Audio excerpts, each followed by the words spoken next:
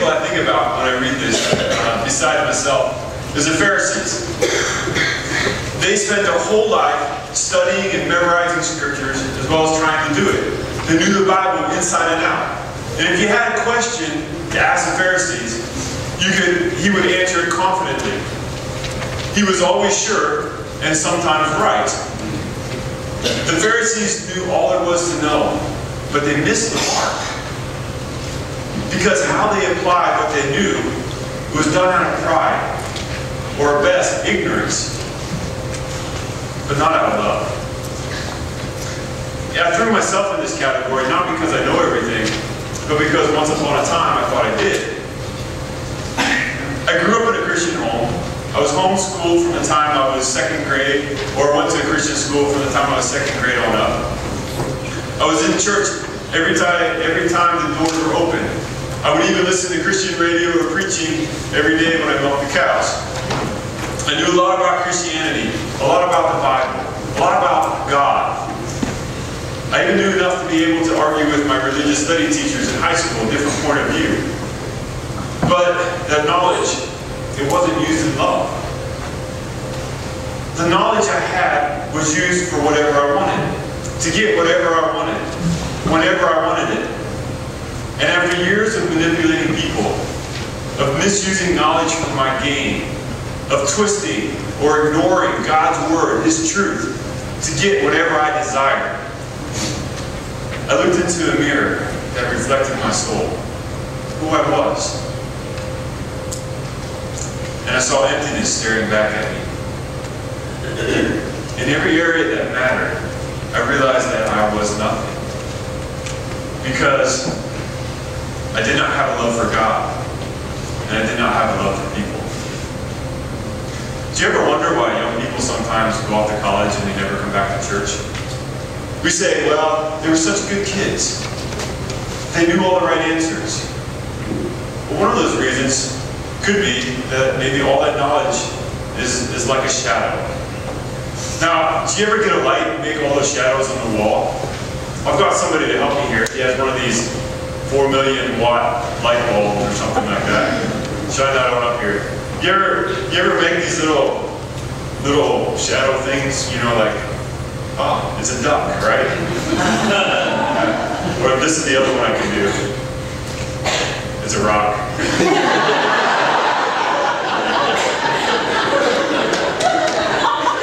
I mean, some people are really good at this, right? They do like, oh, this is a butterfly, you know, or it's the Great Pyramids of Egypt, or, you know, like, it's Mona Lisa. You know, I can't do all those things. But these shadows, do they have any substance? No. They have no substance in and of themselves. It's just a reflection. It's just an image. They change based on the angle of light, whether that light was close or not. I tried it this morning with the light up here, and you couldn't see anything because the light was too close, and I had to move it back. Sometimes they're shifting, they're changing. Sometimes they even disappear altogether. My son and I went to the Football Hall of Fame, and they're in the middle of the Hall of Busts, you know, where they have all like the heads of everybody that was inducted into the Football Hall of Fame. In the middle of all this, they had a little table that was sitting there, and on this table was a Super Bowl ring, just kind of spinning around. I thought, man, that's cool. But there's nothing to prevent you from going up and taking it. I'm wondering, how can they do this? I mean, what's to prevent people from going up and taking it? And so I walked up to it, and I reached out my hand to touch it, and it disappeared. It was so fascinating. It was a hologram. And if you look down inside this little table, you can see the real thing down below rotating. But the thing on the top was just an image. And it looked real until someone interfered with the picture. Knowledge in itself is not really worth much. It's like a shadow or a hologram. But a love for God, a relationship with Him, is something of substance. That love for God helps us determine if that knowledge is good or bad, or how to apply that knowledge. A giving knowledge is good. You have to have a knowledge of the Bible in order to know what God desires for your life, or the best way to live your life. But it needs to be applied out of a heart of love. It needs to be applied out of a motivation of love. And that's the second one, knowing. So we have saying, and we have knowing. And verse 3 says, if I give all I possess to the poor, and surrender my body to the flames, but have not love, I gain nothing. The third one is giving, or doing. I can do great things, or even sacrifice to the point of death, but without love, I gain nothing. Out of these three things, this one always hits me the most. Maybe because I learned it last, or maybe because I'm a missionary in Papua New Guinea. See, all my life, I've been going towards that goal of missionary. I've done the things I needed to do, no matter how easy or how hard it was, to meet that goal of being a missionary.